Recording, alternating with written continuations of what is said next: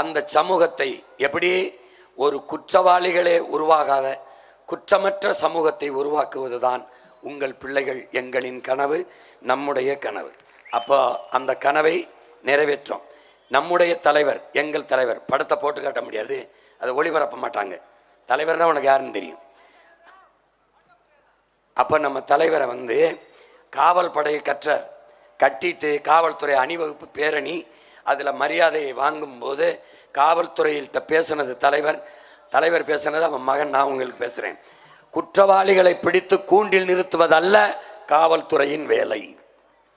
குற்றவாளிகளே உருவாகாத ஒரு சமூகத்தை உருவாக்குவதுதான் காவல்துறையின் வேலை. இப்ப வேலை என்ன? குற்றவாளிகளே உருவாகாத ஒரு சமூகத்தை படைப்பதுதான் காவல்துறையின் வேலை. அப்படிப்பட்ட காவல்துறை படைப்பதுதான் நம்முடைய வேலை. இங்க பாரு, பார்த்துக்க.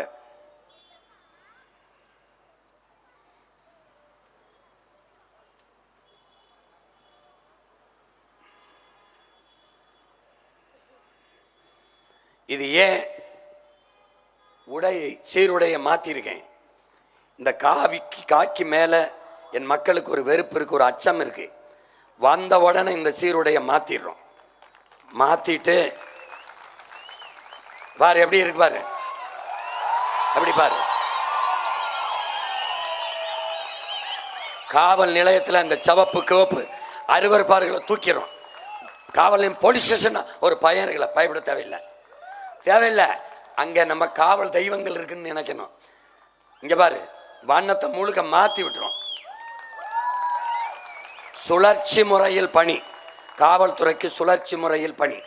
ஆண் காவலர்களுக்கு 8 மணி நேரம் தான் பணி, பெண் காவலர்களுக்கு 6 மணி நேரம் தான் பணி.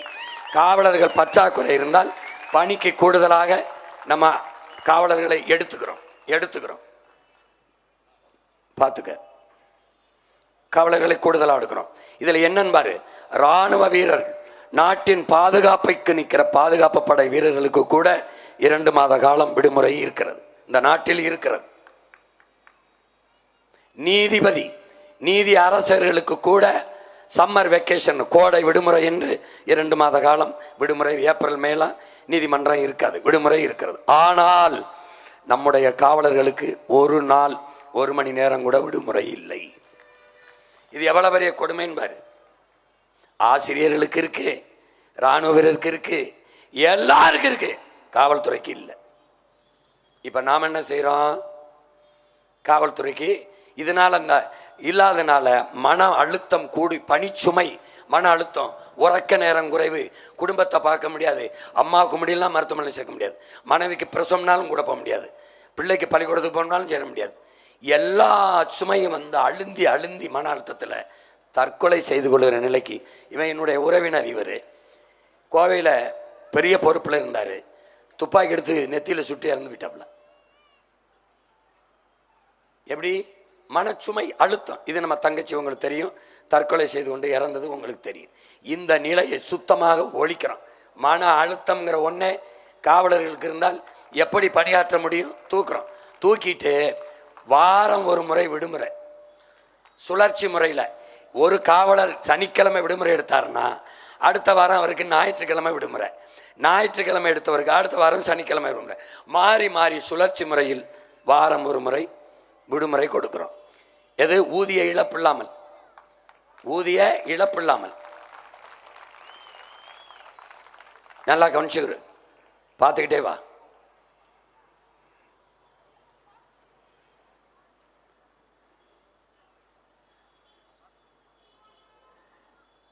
சுழற்சி முறையில் விடுமுறை. 6 மாதத்துக்கு ஒரு முறை குடும்பத்தோட சுற்றுலா சென்று வர அவர்களுக்கு அரசே செலவு பண்ணி பொறுப்பெடுத்து அவங்களை குடும்பத்தோட சுற்றுலா அனுப்பும். அது எல்லாமே ஒருங்கிணைக்கும். அது காவல்துறைக்குன்னு இருக்கிற அந்த துறை அமைச்சகம் அதை ஒழுங்கு பண்ணி செய்யும். குடும்பத்தோடு போய் இந்த எந்த அழுத்தம் இல்லாமல் நிம்மதியாக இருங்க. காவல்துறையெல்லாம் யார்? பூரா நம்ம சொந்தக்காரன், சித்தப்பன், பெரியப்பன், மாமச்சின அண்ணன் தான். இந்த பாரு, சுற்றுலா போயிட்டு வர செய்கிறோம். காவலர்களுக்கு இந்த குடியிருப்புலாம் அந்த இந்த குடிசை மாற்று வாரியத்தில் கட்டணும். தரமான குடியிருப்பு கட்டி ஸ்டார் விடுதி போல நட்சத்திர குடியிருப்பை மாற்றிடுறேன் பார். மருத்துவமனையில் தனிப்பிரிவு, மருத்துவமனையில் மாற்றுத்திறனாளிகளுக்கு, திருநங்கைகளுக்கு, மருத்துவர்களுக்கு, இராணுவ வீரர் தனித்தனி பிரிவு. வந்தவொடனே ரொம்ப நேரம் செலவழிக்க வேண்டியதில்லை. காவல்துறையாக தனி செக்ஷன் சொல்லுமா, தனி பிரிவு. காவல்துறைக்கான மருத்துவ பிரிவு வர மருத்துவம் செய்து கொள்ள செல்ல தனித்தனியாக எல்லாம் கூட செய்து பண்ணி கொடுத்துட்றோம். பார்த்துக்க.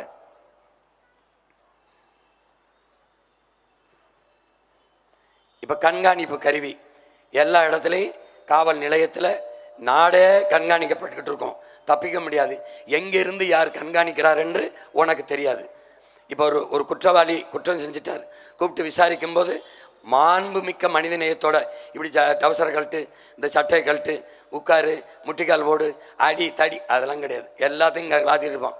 இப்போ என்ன பண்ணுறோம், குற்றங்களை குறைக்க நமக்கு குற்ற தடுப்பு காவல் படையை கண்டுபிடிச்சிடறோம். இந்த சீருடை இல்லாது ப்ரிவென்டிவ் ஃபோர்ஸ் அவங்கள என்ன பண்ணுறோம், உடல் தகுதியை நீக்கிடுறோம். ஒரு உயரம் குறைமா இருக்காரு, தடிமனாக இருக்காரு, ஒல்லியாக இருக்காரு, கல்வி தகுதி மட்டும்தான் பார்க்கும், சேர்த்துக்கிறோம். திருநங்கை மாற்றுத்திறனாளி, நீ மாற்றுத்திறனாளியில் போலீஸ் பார்த்துருக்க மாட்டீல, உன் மகன் ஆட்சியில் போலீஸு எப்படி பாரு இப்படி இருப்பாப்புல. அவர் என்ன பண்ணுவார், இந்த கூட்டத்துக்குள்ள வந்து உட்கார்ந்துருப்பாப்புல. உனக்கு போலீஸ்ன்னு தெரியாது, உன்னை விட வேகமாக கை தட்டுவாப்புல. நீ சேட்டை பண்ணின்னு வச்சுக்கிறங்க, அவர் எல்லாருக்கும் கறி வச்சிருப்பேன், கைன்னு செய்தி போகும். 10 பேர் வந்து எந்திரிக்கு தம்பிம்பா. போலீஸ் மாதிரி அது. யாருங்க நீங்கள்? வாங்கங்க வாங்கண்ணா, கூட்டிகிட்டு போய் உட்காருங்க. ஹலோ உட்காரா, டேய் உட்கார்றா போட. அங்கே போனால் தெரியும் அவன் போலீஸுன்னு. தப்பிக்கவே முடியாது. நீ தாலி அக்கிறது, தோடை இருக்கிறது, பிள்ளைய கேலி பண்ணுறது, பாரிசத்திடுறது, தொலைச்சி போடுவேன். ஊக்கி வச்ச பச்சை மட்டையை அடித்து உடம்புல உப்பு தண்ணி ஊற்றி விட்டுருவேன். ஒழுங்காக இருக்கணும். வெறும் பச்சை மட்டை இல்லை தம்பி, முதுத்தோலை உரித்து உப்பு தண்ணியை கடல் தண்ணியாச்சு உப்பை கரைச்சி ஊற்றி விட்டுருவேன். துடிச்சு கும்பிட்டு விழுந்துடுவேன். இனிமேல் எண்ணமே வராது உனக்கு. பார்த்துக்க. குற்ற தடுப்பு காவல் நிலையம் தொடங்குவேன். இவங்கெல்லாம் போலீஸு, உனக்கு தெரியாது. இப்போ பார்த்தீங்கள போலீஸு.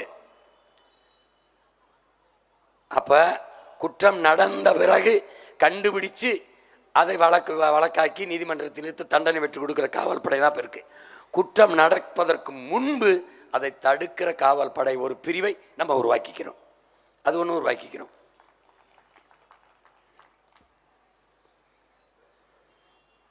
இந்த மாதிரி இதெல்லாம் போலீஸ்ன்னு தெரியாது. இவங்கெல்லாம் போலீஸ்ன்னு தெரியாது உனக்கு. டீ குடிச்சு உட்காந்துருக்குது.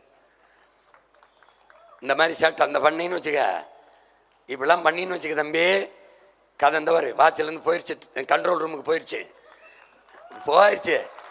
வந்து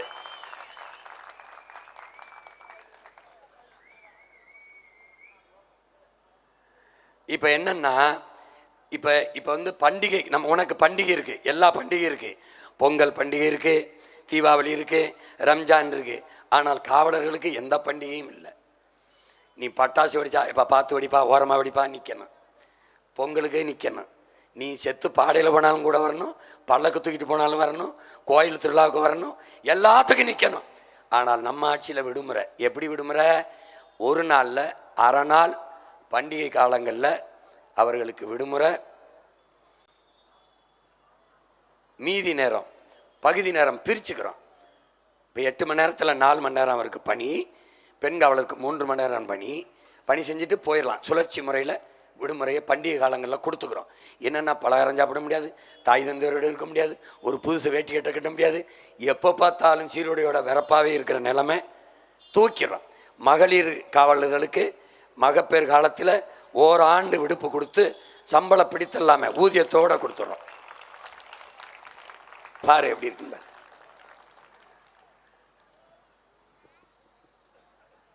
எல்லாத்துக்கும் கூட வருவான் போலீஸு, எல்லாத்துக்கும் வருவான். நீ விபத்துனாலும் வரணும், சாலையில் விழுந்து செத்தினாலும் வரணும். இங்கே பாரு, செத்து ஒருத்தன் சாலையில் விழுந்தான்னு வச்சுக்க, ஆயிரக்கணக்காக நீ போயிட்டு இருப்ப. செத்து விழுந்த உன் சித்தப்பனா இருக்கலாம், என் அப்பனா இருக்கலாம், உன் அண்ணனா இருக்கலாம், உன் மாமனாச்சுனா, உன் மச்சனா இருக்கலாம், உன் நண்பனா இருக்கலாம், நீ போய்கிட்டே இருப்ப. ஆனால் எவன் செத்து பிணமாக விழுந்தாலும் அந்த பிணத்திற்கு முதல் சொந்தக்காரன் நான் தான் என்று வந்து நிற்பவன் போலீஸ், காவல்துறை. புரியுதுன்னு நினைக்கிறேன். இனிமேலாவது காவல்துறையை போற்ற மதிக்க பழகிக்க பாரு. முதல்ல விழுந்தவொடனே அந்த இடத்துல வந்து ஒரு போரையை போத்தி துணியை போத்தி இந்த பிணத்துக்கு நான் தாண்டா சொந்தக்காரன் நிற்க போகிறது யாரு? காவல்துறை. பாரு, மேன்மையான பணிகளை செய்யும் காவலர்களை போற்ற வேண்டும். எப்படி? அப்படி போற்றவர்களுக்கு உயரிய விருது கொடுத்து பணி உயர்வு கொடுக்கும். அவன் மரணிக்கும் போது அரசு மரியாதையோடு அடக்கம் செய்யும். போற்றத்தக்க பணியை செய்கிற காவலர்களை போற்றும், கொண்டாடும் அரசு. இப்ப பாரு, இவர் தலைவர், இவர் சாலையில் போறதுக்கு இந்த மாதிரி ஒரு கொடுமை பார்த்துக்கிட்டா 3 மணி நேரத்துக்கு முன்னாடி இவங்க வீட்டை விட்டு கிளம்புறதுக்கு முன்னாடி போக்குவரத்தை நிறுத்தி வரிசையா வெயிலில் நம்ம பிள்ளைகளை ஆண்காவலர் பெண்காவலர் நின்று இங்கிட்டு போ அங்கிட்டு போ, டிராஃபிக்கு எங்கே போகிறாரு இவர்? கோடுமை ஒரு நாள் அதிகாலையில் விண்ணூர்தி நிலையத்துக்கு போக 5 மணிக்கு வரேன், வரிசையாக என் தம்பி வணக்கம் பண்ண என்ன நேரத்தில் நின்றுக்கிட்டு இருக்கேன்னு கேட்குறேன். அண்ணே சைக்கிள் ஓட்ட வராங்கண்ணே. டேய் வச்சு வெளுத்து விட்டேன் பாரு. சைக்கிள்னா இந்த பக்கம் போகிறாங்கன்னு மொத்த போக்குவரத்தையும் ஒரே பக்கம் திருப்பி தேசிய நெடுஞ்சாலையில் ஒரு பக்கத்தில் போக வர நெரிசல் வராது, விபத்தான யார் பொறுப்பு? அதுக்கப்புறம் தான் ஓட்டணுமா போய் பூங்கால ஓட்டு, விளையாட்டு திடலில் ஓட்டு. எப்படி இருக்கு? இப்போ நமக்கு எதுக்கு இவ்வளவு காவல்துறை பாதுகாப்பு? நம்ம தான் நாட்டுக்கே பாதுகாப்பு. எப்படி? தேவையில்லை. இங்க பாரு, இவருக்கு பாதுகாப்பு கொடுக்கணும். ஒரு எலிப்படை, பூனைப்படை, இசட்டுப்படை, ஒய்ப்படை. எதுக்கு? ஏண்டா இவ்வளவு பயந்தங்க? எதுக்குடா வாரிய பதவிக்கு வாரிய? அவ்வளவு உயிர் பயிருக்குன்னா வீட்டிலே இருக்க வேண்டியதானடா. மக்களுக்கு சேவை செய்ய வரவன் மக்களை பார்த்து பயப்படுறான். ஏய், எந்த நாட்டிலடா அது நடக்குது? இந்த மாதிரி சாருக்கு பாதுகாப்பு. வரிசையில் நிற்கணும். இங்கே ஏப்ரல் மேல வெயிலில் நிற்கணும், பனியில் நிற்கணும், மழையில் நிற்கணும், ராத்திரியில் நிற்கணும். பாரு, இந்த முறையை ஒழிக்கணும்டா. இந்த நாட்டில் சுத்தமாக ஒழிக்கணும். காவல் நிலையத்தில் இரு, அதான் உன் வேலை. ரோட்டில் நிற்காத. இந்த பாரு, போகும்போது இவருக்கு பாதுகாப்பு கொடுத்து இது எதுக்குன்னு கேட்குறேன். இப்போ என்ன உங்கள் அண்ணன் கேள்வி வைக்கிறோம் மயன், இந்த தேர்தலை ஓட்டு கேட்க போகும்போது என் ஆத்தாக்கெல்லாம் இப்படி ஆரத்தி எடுக்கிறாங்கல்ல, அந்த இதுக்குள்ளே ஆசிட்டை ஊற்றிடுவான்னு நீ எப்படி நீ நம்பாமல் போய் கும்பிடுற? பக்கத்தில் நிற்கிற நீ ஆசிட்டை வச்சு அந்த சூடத்தில் கொளுத்தி விட்டான்னா என்ன பண்ணுவ? அப்போ பயம் இல்லாமல் நிற்கிற பல்ல அடிச்சுக்கிட்டு. அப்போ அதிகாரத்துக்கு வந்த பிறகு அதே மக்களை, உனக்கு வாக்கு செலுத்தி தேர்வு செஞ்ச மக்களை சந்திக்க எதற்காக பயப்படுற? எதுக்கு பயப்படுற? இங்க பாரு,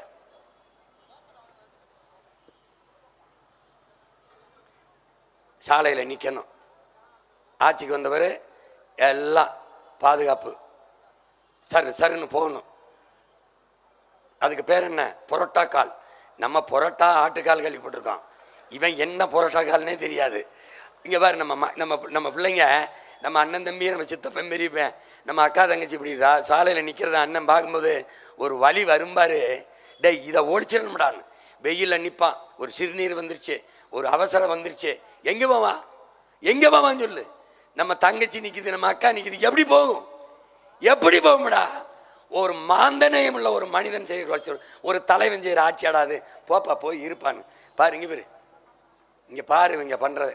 இந்த பாரு, நான்லாம் ஒரு நாள் ராத்திரி தூத்துக்குடி விண்ணூர் நிலையத்திலேருந்து போகிறேன். 10:30 மணிக்கு 4-5 தங்கச்சியை சாலையில் நிற்கிது. வெறும் கருவை, ஒரு நட்டுவார்கள் கடிச்சிருச்சு, ஒரு தேல் கடிச்சிருச்சு, ஒரு பாம்பு கடிச்சிருச்சு. என்னடா பண்ணுறது? என்ன பண்ணுறதுன்னு சொல்லு. அந்த முறையை ஒழிக்கிறோம்டா. இவர் குளிரூட்டப்பட்ட வாகனத்துலேருந்து ஜெயில் போவார், இவன் வெயிலில் நிற்கிறான் பாரு. இங்கே பாரு, அப்படி உனக்கு உயிர் பயம் இருந்தால் வராத, மக்கள் சேவைக்கு வராத, வீட்டிலே இருந்துக்க. இவன் யாருன்னு தெரியுதா? Boris Johnson. யாருன்னு தெரியுதா? இங்கிலாந்து நாட்டின் பிரைம் மினிஸ்டர், பிரதமர். எதில் போகிறான் பார்த்தியா? பாராளுமன்றத்துக்கு சைக்கிளில். சிரிக்காத. இவன் யாரு? மார்க் ரூட்டே, நெதர்லாந்து பிரதமர். எதில் போகிறான் பாராளுமன்றத்துக்கு? சைக்கிளில். ஒரு ஆளாக ஓட்டிட்டு போயிட்டு இருக்கான். அவனும் பிரதமர் தான். பாரு, இது யாரு தெரியுதா? ஓ நாடு தான், நம்ம நாடு தான். வெஸ்ட் பெங்கால், மேற்கு வங்கத்தில். யார் பின்னாடி மோட்டர் பைக்கில் உட்காந்துருக்க ஆள் பாரு? மம்தா பானர்ஜி. ஏன்களு ஒரு காரில் போகுது, கார் ரிப்பேர் ஆயிடுது, வண்டியை நிறுத்திட்டு அந்த மோட்டர் பைக்கில் போகிற தம்பி என்னை அசம்பிளியில் விட்டு சட்டசபையில் டேய் நடந்தது வந்தவரா மோட்டர் பைக்கில் போதுரா முதலமைச்சர் டாட்டா காட்டிட்டு. இவன் யார் தெரியுமா? டேய் அவனை காட்டுப்பா. அந்த அந்த ஆள் யார் தெரியுமாடா? கேரளா முதல்வரா பினராயி விஜயன். சாதாரணமாக நடந்து போவாப்ல பாரு. இவன் யார் தெரியுதாடா? நம்ம தாத்தா. யார் தெரியுதா? நம்ம தாத்தா தான். எப்படின்னு பாரு, எப்படி போறாரு பாரு, என்னன்னு பாரு. என்னது அது? என்ன சத்தம்னு? முதலமைச்சர் கார் போகுது, முன்னாடி ஒரே ஒரு போலீஸ் ஜீப் போகுது. வாங்கன்னு சைரன் சத்தம் போட்டுக்கிட்டு. ஏய் என்னது இதுன்னு போலீஸ்னு. ஏய் நிப்பாட்ட சொல்லு. இங்க வா. என்னது? ஏன் இப்படி சங்க சத்தம் போட்டான? செத்தா போனேன் சங்குதி போயிட்டு இருக்காங்கிறப்பல. எங்க இருந்து வருதுன்னு? நம்ம வண்டிக்கு முன்னால போற போலீஸ் ஜீப்ல இருந்து வர்ற சத்தம் தான் சார். வண்டியை நிறுத்துப்பா. அது என்னையா அது சிவப்பா மேல மாட்டி வச்சிருக்கீங்க? சைரன் வண்டி சார். இது என்ன கூத்துன்னு? நான் உயிரோடு தானே இருக்கேன். முன்னால சங்கு ஊதிட்டு போனா என்ன அர்த்தம்னு? நீங்க போற ரூட் பந்தோபஸ்துக்காக கொண்டு வந்திருக்கோம் சார். எனக்கு எதுக்குப்பா பந்தோபஸ்து? நான் சீனா. டேய் இதை பார்த்து இந்த பயிலுக்கு திருந்தலடா. ஐயா ஒரு 100 வண்டி போகும்டா. ஒய்ங்க. டேய் எங்கடா போறிய உங்க ஆடம்பரம் அக்கிரமத்துக்கு? இவங்க சினிமாவிலேருந்து வந்தாங்களா? சினிமா செட்டு மாதிரியே பிரம்மாண்டமா இருக்கணும். வைத்தியக்கரன் என் தாத்தன் பேரைங்கர் அண்ணா முதறிஞர் ராஜாஜி, நம்ம தாத்தன் ஓமந்தூர் ராமசாமி ரெட்டியார், குமாரசேம ராஜா, இந்த டாக்டர் சுப்பராயன், இவங்கெல்லாம் இப்படிதான் ஆட்சி செஞ்சாங்க. போய்கிட்டு இருக்கேனா இல்ல பாகிஸ்தான்ல போயிட்டு இருக்கேனா? நம்ம நாட்டுல தானே போய்கிட்டு இருக்கேன். அந்த ஜீப்பை திருப்பி கொண்டு போங்க. சும்மா வெட்டி செலவு பண்ணிக்கிட்டு ரெண்ட செலவுங்கிறப்பல. ஏண்டா நான் சீனாவில் போறேன்னா பாகிஸ்தானில் போறேன்னா சொந்த நாட்டில் போறதுக்கு எதுக்குடா பாதுகாப்புன்றப்பல. இவங்க மக்களை நம்மளை பயப்படுறாங்க. இது தாத்தாவின் ஆட்சியில், பேரன் ஆட்சியில் எப்படி இருக்குந்தாரு? தவிர்க்க முடியாத இடங்களில் என் பிள்ளைய நிற்குதுன்னு வச்சுக்க, பெண் காவலர்களுக்கு கேரவேன்ங்கிற பாதுகாப்பு வண்டியை முதல்ல அனுப்பிடுவேன். மொபைல் டாய்லெட்ஸ் வச்சுருவேன். எப்படி? மொபைல் டாய்லெட்ஸு வச்சுருவேன். ஆண் காவலர்களுக்கு அதே மாதிரி வச்சுருவேன். தவிர்க்க முடியாத இடத்துல தான், தேவையில்லாமல் சாலையில் வந்து நின்றுட்டு இருக்கக்கூடாது. நீ போய் காவல் நிலையத்தில் இரு, காவல் பணியை செய், உனக்கு என்ன வேலையை செய், இல்லைன்னா சும்மா இரு, புத்தகம் எடுத்து படிச்சுக்கிட்டு இரு. இந்த மாதிரி பெரிய கூட்டங்கள் தெரியல இருக்குது. அதுக்கு பாதுகாப்பு கொடுக்க வேண்டிய அவசியம் வருது என்றால் அங்கே பிள்ளைகளுக்கு போதிய வசதி இந்த மாதிரி வண்டியை முதல்ல நிறுத்திடுவேன். நகரும் கழிவறைகள், கேரவன், நடிகர்கள்லாம் சினிமா படப்பிடிப்புக்கு பயன்படுத்துகிறாங்களா ஷூட்டிங்க்கு, அந்த வண்டியை அரசு வச்சுருக்கோம். ஒவ்வொரு இடத்துலையும் கொண்டு நிறுத்திடும். அதுக்கு கேரவன் பேர் பாதுகாப்பு வண்டி. இங்கே பாரு, இந்த மாதிரி எங்கள் காவலர்கள் சாலையில் நின்று பணி செய்கிறது கிடையாது. அப்போ என்ன பண்ணுறேன்? போக்குவரத்து காவலர்கள் நடுவீதியில் நிற்பதோ வெயிலில் நிற்பதோ கிடையாது, எடுத்துடுறோம். என்ன பண்ணுறேன்? சாலையின் இரு ஓரத்தில் கண்ணாடி அறை, இப்படி இந்த பக்கம் சுவர் இருக்கும், பின்னாடி சுவருக்கு முன்னாடி கண்ணாடி அறை இருக்கும். குளிரூட்டப்பட்ட அறைக்குள்ளே இருக்கணும், உள்ளே இருக்கணும். உள்ளே இருந்து எல்லா இடங்களையும் வளைவு கண்காணிப்பு கருவி சிசிடிவி பொருத்தியிருப்பேன். பல இடங்களில் எல்லாம் கண்ணு முன்னாடி கவனிச்சுக்கிட்டே இருக்கலாம். அங்கே மாற்றுத்திறனாளிகள், திருநங்கைகள், ஏற்கனவே இருக்கிற காவலர்கள், புதிய பணிக்கு எடுக்கும்போது திருநங்கைகள், மாற்றுத்திறனாளிகள் எல்லாரையும், விதவை பெண்களெல்லாம் எடுத்து வச்சுருப்பேன் அந்த அந்த அறைக்குள்ளே. இந்த பாரு, அப்படி இந்த முறையை ஒழிச்சிடும். நீ தவறே செய்ய முடியாது. ஒவ்வொரு வளைவும் போட்டுக்கிறோம். இது எங்கே இருக்குது? இது மாதிரி சிங்கப்பூரில் இப்படி இந்த மாதிரி அறையை கொடுத்துட்றேன். நீ ஒன்றுமே பண்ண முடியாது. ஏசி போட்டு உள்ளே உட்காந்துக்கிற வேண்டியதான். அந்த சீருடைய மாற்றிடுறேன், வெள்ளையை. அது தூசி அடித்து அது நீ தெருவில் அந்த பச்சையை கொடுத்துறேன். ஏன்? பச்சை க்ரீன் சிக்னல் வந்தால் தானே நீ போகணும். போக்குவரத்து எல்லா காவலருக்கும் பச்சையாக போடு. இந்த பாரு, சீருடைய மாற்றிடுறேன். சாலையில் நிற்க வேண்டிய 20,000 மாத்திரை, தூய தமிழில், அது கிலோமீட்ரு இங்கிலீஷில். நான் வரும்போது 1000 மாத்திரைன்னு தான் எழுதியிருக்கோம். அப்புறம் குழம்பிக்காத. கிலோமீட்ரு வேகத்தில் 1000 மாத்திரை வேகத்தில் செல்லவும்னு இருக்குதுன்னா இப்படி எழுத்து வரும். 15 கிலோமீட்டர் வேகத்தில் போ அப்படின்னா அதில் நீ போகணும். போகலை அப்படின்னா இவர் மெதுவாக செல்லவும் தான் எழுதியிருக்கோம். ஏன்? பள்ளிக்கூடம் அருகில். இந்த மெதுவாக செல்லவும்லாம் இருக்காது, எடுத்துருவோம். பள்ளிக்கூடம் அருகில் அதான் போட்டிருப்போம். பள்ளிக்கூடம் அருகின்னா நீ என்ன தெரிஞ்சிருக்கணும்? மெதுவாக செல்லணும். மெதுவாக செல்லணும்னு எழுதுனா நீ அறிவு கட்டவன், முட்டா பையன்னு அர்த்தம். நடைபாதை நடப்பதற்கே நீ எழுதி 50-60 கோடி செலவு பண்ணி இந்த முதன்மையான நகரங்களில் வேணா நான் சொன்ன போய் பேர் கேட்க நகரில் நடைபாதை நடப்பதற்கே 10 அடிக்கு ஒரு பலகை வச்சிருக்கு. அப்போ நடைபாதை நடக்கிறதுக்கெல்லாம் படுத்து உருள்றதுக்க டேய், நடைபாதை நடப்பதற்குன்னு தெரியணும்டா. அந்த சமூகம் தாண்டா அறிவு சமூகம். புல் மேலே நடக்காதேன்னு எழுதி வைக்கிறது மாதிரி ஒரு தற்குறி சமூகம் இருக்கடா, தற்குறி சமூகம். இந்த பைத்தியக்காரங்களா, பள்ளிக்கூடம் அருகில், கோயில் அருகில், தொடர்வண்டி நிலையம் அருகில், அவ்வளோதான் போட முடியும், அவ்வளோதான் போட முடியும். இதை கற்றுக்கணும் முதல்ல. இங்கே பாரு, இவ்வளோதான் கொடுப்பேன். ஏன்?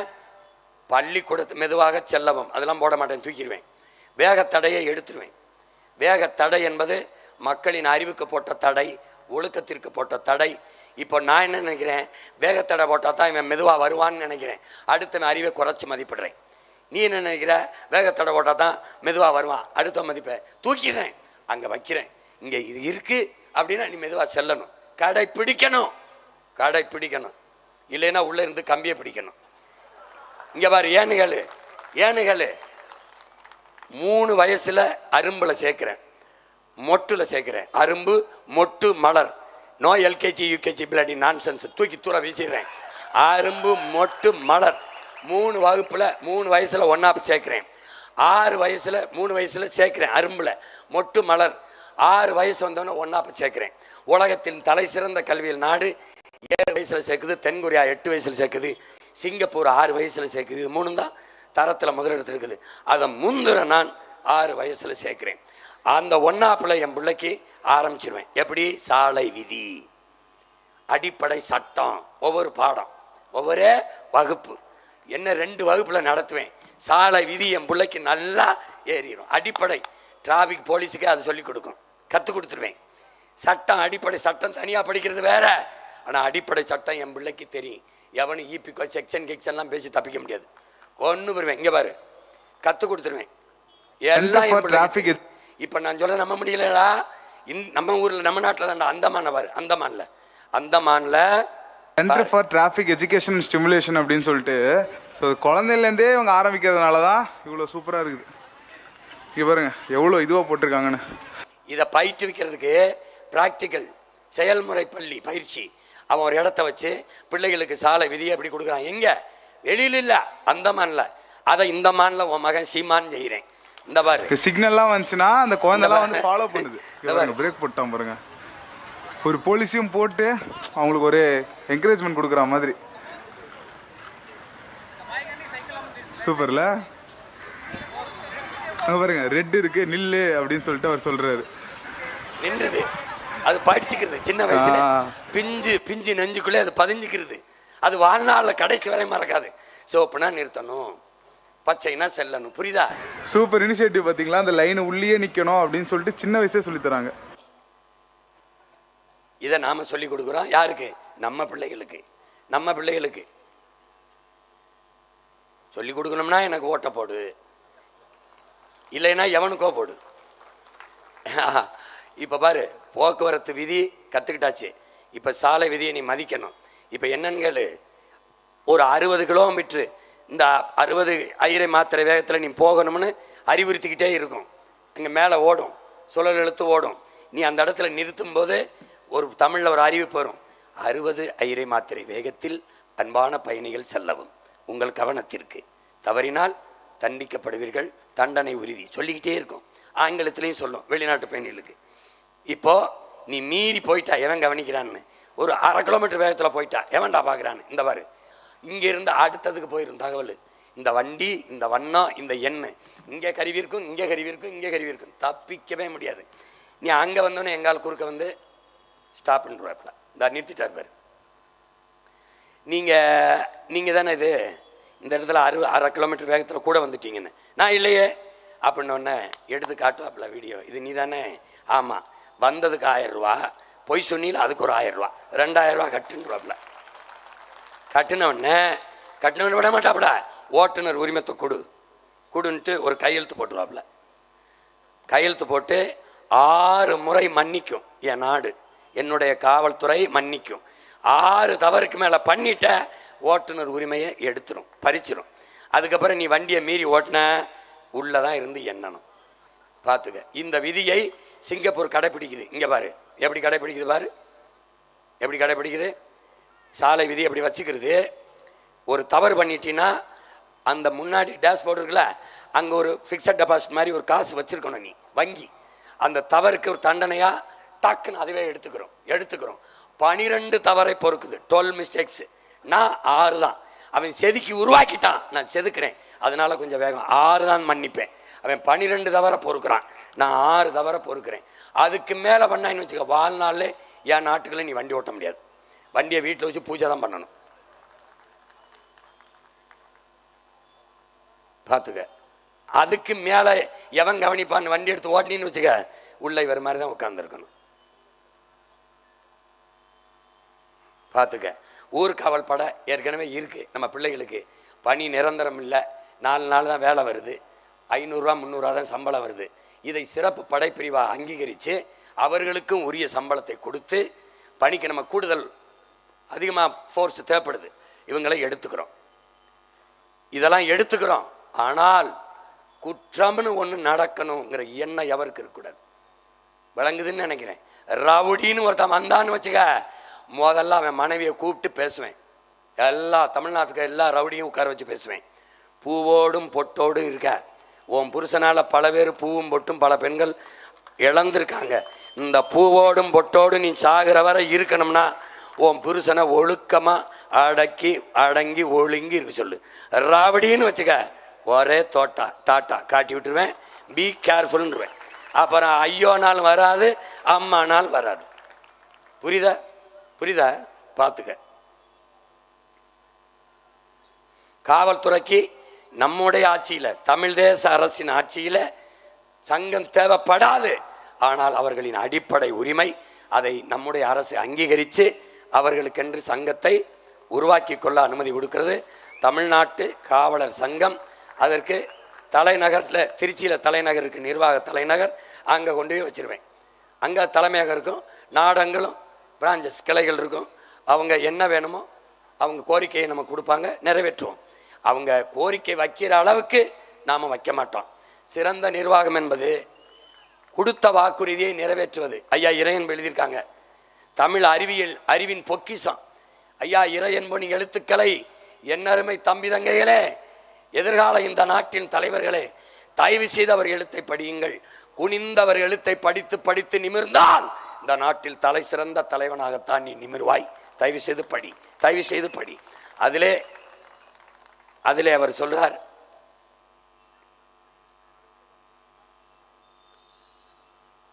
வேறு காவலர்களுக்கு விருது கொடுத்துறோம்,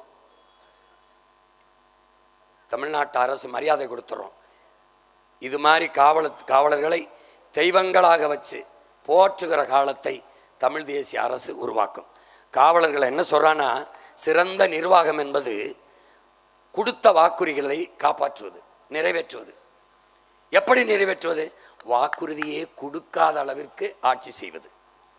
நான் வந்தா அண்டா தாரேன், மிக்சி தாரேன், கிரைண்டர் தாரேன், ஃப்ரிட்ஜ் தாரேன், இல்லை, அது தேவைப்படாத அளவிற்கு என் மக்களின் வாழ்க்கை தரத்தை உயர்த்தி ஒரு தற்சார் வாழ்க்கை கொடுப்பதான் சிறந்த ஆட்சி நிர்வாகம். அப்ப என் காவலர்களுக்கு எந்த பிரச்சனையும் வராத ஒரு ஆட்சி முறையை நான் கொடுத்துருவேன். சங்கம் தேவைப்படாது. ஆனாலும் அவர்கள் கோரிக்கையை தமிழ் தேச அரசு, நாம் தமிழர் அரசு நிறைவேற்றுது. தனியாக சங்கம் வைக்குது. அவர்களுக்கென்று தனி வைப்பகம், அவர்கள் சம்பளத்திலே அதை சேர்த்து வைத்துக்கொள்ள அவர்களுக்கென்று தனி எல்லாமே வைத்து மிகச்சிறந்த மரியாதையை இந்த நாட்டின் காவல் பணியை செய்கிற அவர்களுக்கு இந்த நாடு செய்கிற மரியாதையாக, பிரபாகரன் மகன், ஒப்பற்ற தலைவனின் மகன் காவல் பணியை செய்கிற அந்த காவலர்களுக்கு செய்கிற மரியாதையாக மிகச்சிறந்த காவல்துறையை கட்டமைச்சு இந்த வண்ணத்தை நான் தூக்கி எடுத்துறேன். காவல்துறை உங்கள் நண்பன். நீங்கள் செய்தியாக கேள்விப்பட்டிருப்பீங்க, உங்கள் மகனின் ஆட்சியிலே உண்மையிலேயே நண்பனாக இருக்கும். நம்புங்கள். இதுவரை என் அன்பு மக்களுக்கு சொல்லி முடிக்க விரும்புகிறேன். போலீஸை பார்த்து ஒரு பொறுக்கி பயந்தால் போலீஸாக இருக்கிறான் என்று அர்த்தம். போலீஸை பார்த்து பொதுமக்கள் பயந்தால் அந்த போலீஸ் பொறுக்கியாக இருக்கிறான் என்று அர்த்தம். இதுவரை இந்த நாட்டில் காவல்துறை எப்படி இருந்தது என்பதை பற்றி எங்களுக்கு கவலை இல்லை, எனக்கு கவலை இல்லை. ஆனால் உங்கள் மகனின் ஆட்சியில் போலீஸாக இருக்கணும், இருக்க வைப்போம். இதுதான் நம்முடைய ஆட்சி. இது ஒரு துளிதான். இதுக்கு மேலே காவலர்கள் முன்வைக்கிற கோரிக்கையை கேட்டு அவர்கள் என்ன நினைக்கிறார்களோ, எப்படியெல்லாம் இருக்க வேண்டும் என்று, செதுக்க வேண்டும், சீர்திருத்த வேண்டும் என்று விரும்புகிறார்களோ அதை நாம் தமிழர் அரசு செய்யும் என்கிற உறுதியை தருகிறேன். இது மாதிரி ஒரு கட்டமைப்பு ஒவ்வொரு துறையிலும் ஆசிரியர்களுக்கு வேண்டியது, மாணவர்களுக்கு வேண்டியது, மருத்துவர்களுக்கு வேண்டியது எல்லாவற்றையும் செய்யும் இந்த அரசு. ஏனென்றால் மக்களிலிருந்து மக்களுக்காக வந்த அரசு. அதிகாரம் மிக வலிமையானது. அண்ணல் அம்பேத்கர், அந்த அதிகாரம் எம் மக்களுக்கானது. நாங்கள் அதிகாரம் மிக வலிமையானது. அறிவாசான் அண்ணல் அம்பேத்கர், அதை அடைந்து விட்டால் அனைத்தும் எளிமையானது நாங்கள்.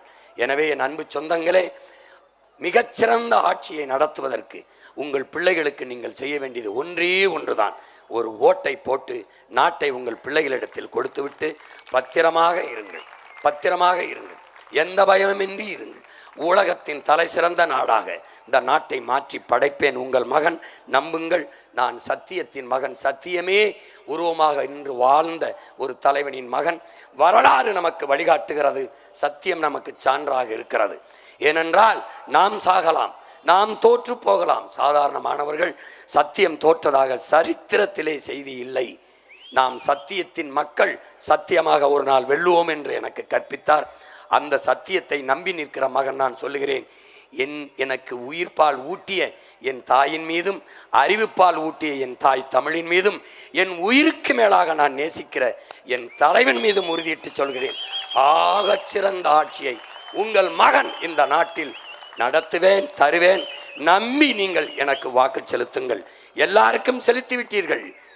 திமுக பலமுறை ஆண்டு விட்டது, அதிமுக ஆண்டு விட்டது. நீங்கள் என்ன வாழ்ந்து விட்டீர்கள்? இன்னும் அரிசிக்கு கையேந்தீர்கள், வேட்டிக்கு கையேந்தீர்கள், இலவசத்திற்கு ஏந்தி நிற்கிறீர்கள். இது என்ன ஆட்சி முறை? என்ன வளர்ச்சியை கண்டீர்கள்? என்ன கண்டீர்கள்? ஒரு கிலோ அரிசி, ஒரு கிலோ வெல்லம், ஒரு வேட்டி சேலை வாங்க வக்கற்ற நிலையில் வைத்தது இவர்கள் ஆட்சி என்றால் எப்படி? சாராயம் வித்து சாகடிக்கிறான். தாலிக்கு தங்கம் அரைப்பவன் ஒருபவன். குடிக்க வைத்த 6 லட்சம் பெண்களின் தாலி அறுத்தவர்கள் இவர்கள். தாலி அறுத்தவனுக்கு நீ அதிகாரத்தை கொடுக்கிறாய். சாராயம் விற்கிறான் 50,000 கோடிக்கு. காசு யாருது? உன்னுடையது. ஒரு நாளில் தீபாவளிக்கு மட்டும் 790 கோடிக்கு குடிக்கிறான். 790 கோடிக்கு. ஒரு படம் வெளிவந்தால் 34 கோடிக்கு பார்க்கிறான். பொழுதுபோக்குக்கும் போதைக்கும் இவ்வளவு காசை கொட்டி கொடுக்கிறவனுக்கு எதற்கு இலவசம்? எதற்கு? 50,000 கோடி வருவாய். யாரு வருவாய்? மக்கள் குடிச்சு கொடுக்கிற காசு, குடிகாரன் காசு. அதை வைத்து என்ன நலத்திட்டம்? திடப்போதை, திரவப்போதை, போதை கலாச்சாரத்தில் மக்களை மூழ்க விட்டுவிட்டு பெண்களின் பாதுகாப்பு என்பது பைத்தியக்காரத்தனம், சட்டம் ஒழுங்கு என்பது வேடிக்கை. எவ்வளவு பெரிய ஏமாற்று! எப்போது இதை மாற்றுவது? எப்போது இதை சரி செய்வது? எப்படி? 3 பேர்ல யாராவது டாஸ்மார்க்க மூடுவேன் சொல்றதை பத்தி நான் சொல்லல. உங்கள் மகன் வந்தால் மூடுவேன். அப்ப வருவாய்க்கு என்ன பண்ணுவ? இது 50,000 கோடி. பால் 3 லட்சம் கோடி. இந்த சாராயம் உயிரை எடுக்கும், என் பால் உயிரை கொடுக்கும். எந்த பக்கம் நிக்க போற? அவன் ஊழல், லஞ்சம், நான் உண்மை நேர்மை. அவன் எல்லாம் இலவசம். 2000, 2500. இவன் 3 சிலிண்டரு. அவன் அன்னபூர்ணி சூப்பர் 6 6 சிலிண்டரு. நோ இலவசம். Education free, medical free, water free, drinking water free. எப்படி? Highly standard. மற்றபடி நோ ஃப்ரீ, எதுவும் ஃப்ரீ கிடையாது. சிலிண்டர் தருவேன். எப்படி தருவேன்? உன் மகன் நானே உற்பத்தி செய்வேன்.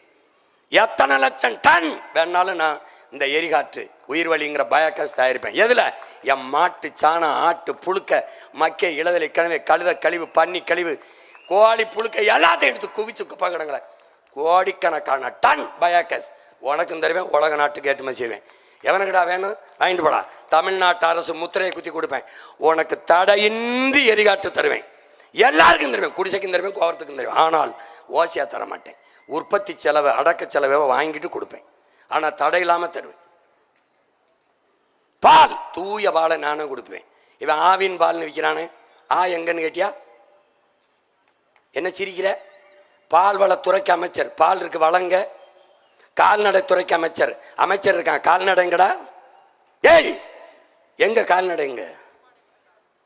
வைத்தியக்கார. பெரிய கனவு, பெரிய கனவு, சின்ன மூளை, நிறைய வேலை. இதெல்லாம் யாரோ ஸ்ட்ராட்டஜிஸ்ட் உட்காந்து எழுதிட்டே, நானே நானே எனக்கு நான் ட்ரம்புக்கே ஐடியா கொடுப்பேன். நீ என்ன நினைக்கிற? சோகால்டு இந்த ஸ்ட்ராட்டஜிஸ்ட் வச்சுக்கிட்டு வேலை செய்யறவில்ல. அறிவு நிறைஞ்சு காது வழிய வலி இது துண்டை வச்சு தொடச்சிக்கிறேன். எனக்கு அதுக்குடா இருக்கிற அறிவுக்கு கருத்துக்கே வேலை செய்ய நேரம் இல்லை. 2 மணி நேரம் தான் உறக்கம். இப்போ போய் நாளைக்கு என்ன, நாளைக்கு என்ன, அங்கே என்ன, இங்கே என்ன, எல்லாத்தையும் பண்ணிட்டு எப்போ படுப்பேன்? 2 மணிக்கு 3 மணிக்கு படுத்து 6 மணிக்கு எந்திரிக்கிறேன். 2 மணி நேரம் தான். தூங்குறியான்னு கேட்குறாங்க. அதான் எனக்கும் தெரியல. அம்பேத்கர் முடிச்சுக்கிட்டு எழுதிக்கிட்டே இருக்காரு. அவன் போய் கேட்குறான், என்ன அம்பேத்கர் இன்னும் நீங்கள் தூங்காமல் முடிச்சுக்கிட்டு இருக்கீங்களே? காந்தி தூங்கிட்டார், நேரு தூங்கிட்டார், அவங்க மக்கள்லாம் முடிச்சுக்கிட்டாங்க, தூங்குறாங்க. என் மக்கள் தூங்கிட்டு இருக்காங்க, நான் முடிச்சுக்கிட்டு இருக்கேன்றாப்புல. ஏன் ஜானா முடிச்சுக்கிட்டு இருக்க, தூங்கிக்கிட்டு இருக்க? இது அடிமையா இருக்கும்னு தெரியாம அது நல்ல சுதந்திரம் இருக்கு. என் மக்கள் ஏமாற்றப்படுகிறார்கள். மக்களை ஏமாற்றுவது எளிது, ஆனால் ஏமாற்றப்படுகிறார்கள் என்பதை அவர்களுக்கு உணர்த்துவது மிக கடினம்ங்கிறார் மார்க் ட்வைன். நானும் 15 வருஷமா கத்தி பார்க்கிறேன், ஒன்றும் அறிஞ்சபடலையே. ஒரு நாட்டில் நடக்கிற அக்கிரமத்தை, அநியாயத்தை எதிர்த்து பேசுவது, சுட்டி காட்டுவது, குறை கூறுவது, நிர்வாகத்தை குறை கூறுவது குற்றமாக கருதப்படுமானால் அந்த நாட்டை குற்றவாளிகள் ஆள்கிறார்கள் என்று பொருளுங்கிறான். இப்ப முகநூல் இந்த அரசை பத்தி எழுது, உன்னை தூக்கி குண்டாசப்படுவான். ஏன்? குற்றவாளிகள் உள்ள இருக்கான், ஆட்சியில் இருக்கான். 266 வழக்கை மேல போட்டிருக்கான். கொலை பண்ணனா, கொள்ளையடிச்சனா, மலைய திருநனா, ஆத்த திருநா, ஒண்ணுமல்ல பேசினேன். டேய், ஈரோடு கிழக்குல தேர்தல் பரப்புரையில் 5 நிமிஷம் கூட பேசிட்டேன்னு வழக்கு. இங்கிருந்து போக ஒரு நாள், அங்கே ஒரு நாள், 2 நாளை திங்குது. 41 பேர் இறந்துருக்காண்டா கரூரில், ஒரு எஃப்ஐஆரும் இல்லை. ஒரு 5 நிமிஷம் கூட பேசுனதுக்கு கேட்டேன், என்னையா நிர்வாகம், ஒரு 5 நிமிஷம் கூட பேசிட்டேன், அதுக்கு ஒரு வழக்கு. 40 பேர் இறந்துருக்கான், ஒருத்த மேலே கூட எஃப்ஐஆர் இல்லை. எப்படி ஃபேண்டாஸ்டிக் ரூல் இல்லது? கொடுமையான கூட்டமடாது. கள்ளச்சாராயம் பேரு, காய்ச்சறதும் குற்றம், குடிக்கிறதும் குற்றம். கள்ளச்சாராயம் குடிச்சு செத்தவனுக்கு 10 லட்சம்டா. குடும்பத்தில் ஒருத்தனுக்கு அரசு வேலை, பிள்ளையை நான் படிச்சு பெங்குது. ஆனால் இராணுவ வீரன் நாட்டு எல்லையில் நாட்டை பாதுகாக்க சண்டை போட்டு செத்து வந்தானடா, ஒத்தரவா கொடுக்கறது இல்லடா. ஒரு மாலையை போடுறதுல ஒரு மந்திரி போய், இந்த நாட்டுக்காக நான் போய் செத்தால் இந்த நாடு என் வீடை பார்க்கும் என்ற நம்பிக்கை கொடுத்தா தானடா படைக்கு போவான். நாதியற்று நிறுத்திடும்னா எவன்டா போவான் நாட்டு பாதுகாப்புக்கு? எப்படி? இப்போ நம்ம என்ன சொல்ல வேண்டியிருக்கு? யாராவது முடியலை, வாழ முடியல, சாகிறதுனா விஷம் குடிச்சு சாகாதியே, கள்ளச்சாரம் குடிச்சு சாங்க, வீட்டுக்காவது 10 லட்சம் கிடைக்கும்னு சொல்ல வேண்டியது இருக்கு. தொலைங்கடா, இந்த கொடுமையை தொலைங்கடா. மாறி மாறி ரெட்டலை, உதயசூரியன் ரெட்டலை. உதயசூரியனுக்கு போட்ட அவர் வீட்டில் வெடியும், நாட்டில் வெடியுமா? விடிஞ்சிருக்கா? திடீர்னு ஒரே நாளில் 1,31,00,000 வங்கி கணக்கில் 5,000 போடுறாரு. யாரா அவர்? பரம்பரை சொத்தை வித்துட்டாரா போட்டார்? கேட்டியாடி என்னைக்காது? 6,800 கோடி இழந்திருக்குடா. ஆசிரியருக்கு சம்பளம் கொடுக்க முடியல, ரோட்டில் நிற்கிறான்டா. டாக்டருக்கு சம்பளம் கொடுக்க ரோட்டில் நிற்கிறான்டா. மொத்தமாக 200 கோடியில் முடிச்சுக்கலாம்டா. ஆனால் 6,800 கோடிடா. ஒரு அரசு அதிகாரத்தில் இருக்கிற திமிரில் அரசு காசை எடுத்து, மக்கள் காசை எடுத்து, மக்கள் கொடுத்து தன் வாக்கை கன்ஃபார்ம் பண்ணது, உறுதி செய்து, நான் என்னடா பண்ணுறது? நான் எங்கே போகிறது? ஏழை மகன். இந்த நாட்டுக்கு மக்களுக்கு சேவை செய்ய நிற்கிற எனக்கு என்னடா இருக்கு? உனக்கு இருந்துச்சு, கொடுத்துட்ட, நான் என்ன பண்ணுறது? அப்போ ஜனநாயகத்தில் சம வாய்ப்பு, சம உரிமை போய் ஏமாற்று. எப்படி? என்னடா அது? என்னடா நாடுது? எப்படி நீங்கள் சகித்துக்கிற? காசை கொடுக்கும்போது கையப்படி எங்கிருந்து எடுப்ப? இந்த காசை எங்கிருந்து எடுப்ப? இலவசத்தில் இழக்கிற பணத்தை எங்கிருந்து எடுப்பாய்? ஒரு தடவை கேள்றான். கேட்டினா உனக்கு விழிப்புணர்வு வந்துருச்சு, மாற்று சிந்தனை வந்துருச்சு, நாடு மாறிடுச்சுற. ஒரு தடவை கேளு. காசு ஓட்டுக்கு வாங்கிட்டு அண்ணன் நில்லுங்கண்ணே, நீங்க எதுக்குண்ணே இந்த தேர்தலில் நிற்கிறீங்க? உங்களுக்கு சர்வீஸ் பண்ண, சேவை பண்ண. எனக்கு சேவை பண்ண எதுக்குண்ணே காசு கொடுக்குறீங்க? எதுக்கு? காசு கொடுத்து சேவை செய்ய வர அளவுக்கு அவங்களாடா அவ்வளவு நல்லவங்களாடா, கடவுளாடா அவங்க.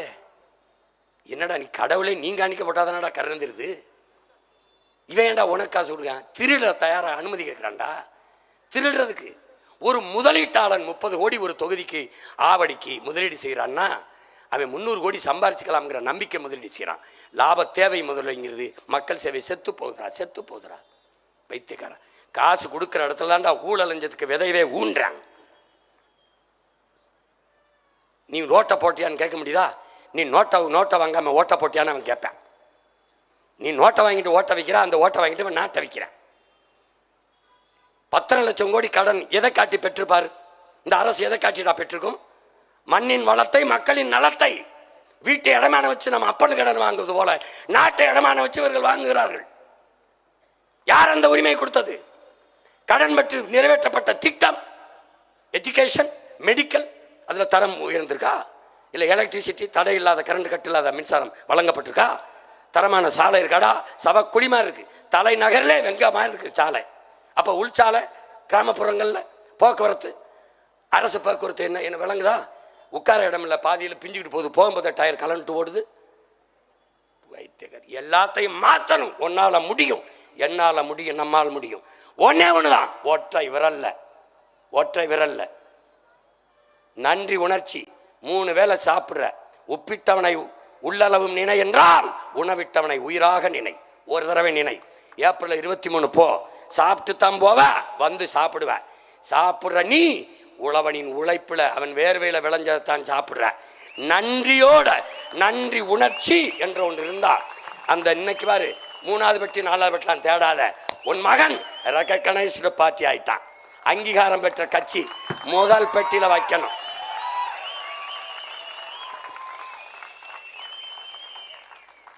ரெட்டை எல்லா பெட்டியிலும் இருக்காது, தாமரை எல்லா பெட்டியிலும் இருக்காது, உதயசூரியன் எல்லா பெட்டியிலும் இருக்காது, கை எல்லா பெட்டியிலும் இருக்காது. ஆனா நம்ம விவசாயி கலப்பையோட எல்லா பெட்டியிலும் இருப்பான். குழம்பிக்கத பாரு. நன்றின்னு இந்த தேர்தலில் நாம் தமிழர் கட்சியின் வேட்பாளர்கள் அல்ல, மாற்று அரசியல் புரட்சியின் மகத்தான முன்கள போராளிகளாக உங்கள் பிள்ளைகளை நிறுத்தியிருக்கிறேன். ஆக தகுதியான கல்வி பெற்ற தன்னலமற்ற மண்ணுக்கு மக்களுக்கும் சேவை செய்ய வேண்டும் என்கிற உணர்வும் துடிப்பும் கொண்ட இளைஞர்களை நிறுத்தியிருக்கிறேன். தம்பி தங்கைகளை 117 பெண்கள் 117 ஆண்கள் என்று சமவாய்ப்பு கொடுத்து உங்கள் மகன் நிறுத்தியிருக்கிறேன். அதிலே இந்த ஆவடி தொகுதியிலே போட்டியிடுகிற என் தங்கை முனைவர் புனிதா அவர்கள் சீனாவிலே படித்துவிட்டு அங்கே பணி செய்து கொண்டிருந்த தங்கை அந்த வேலையை விட்டுவிட்டு இங்கே வந்து மக்களுக்கு சேவை செய்ய வந்திருக்கிறார். அடுத்ததாக அம்பத்தூர் தொகுதியிலே என் அன்பு மருமகன் இளங்கலை காட்சி தொடர்பியல் படித்த சிலம்பரசன் அவர்களுக்கு விவசாயி சின்னத்திலே வாக்கு செலுத்தி வெற்றி பெற செய்யுங்கள். அடுத்ததாக மாதவரம் சட்டமன்ற தொகுதியிலே என் அன்பு மகள் கிருத்திகா ஏழுமலை அவர்களுக்கு இளங்கலை பொருளாதாரம் படித்த கிருத்திகா ஏழுமலை அவர்களுக்கு வாக்கு செலுத்தி என் அன்பு சொந்தங்கள் வெற்றி பெற செய்யுங்கள். அடுத்ததாக அவ்வளோதானே, உங்கள் பிள்ளைகள் எங்களின் வெற்றி, நம் இனத்தின் வெற்றி. நீங்கள் செலுத்தும் ஒவ்வொரு வாக்கும் நம் மொழி காக்கும், இனம் காக்கும், மண் காக்கும், மானம் காக்கும், மக்களின் நலன் காக்கும், வருங்கால பிள்ளைகளின் வாழ்வை பாதுகாக்கும். நாங்கள் கேட்பது வாக்கல்ல, மக்களின் எதிர்கால தலைமுறையின் வாழ்க்கையை என்பதை கவனத்தில் கொண்டு என் அன்பு சொந்தங்கள், என் அன்பு உடன் பிறந்தார்கள், தனித்து சீமான் கூட்டணி சேராமல் நிற்கிறானே என்ன நம்பிக்கையில் என்று எல்லோரும் கேட்கிறார்கள்.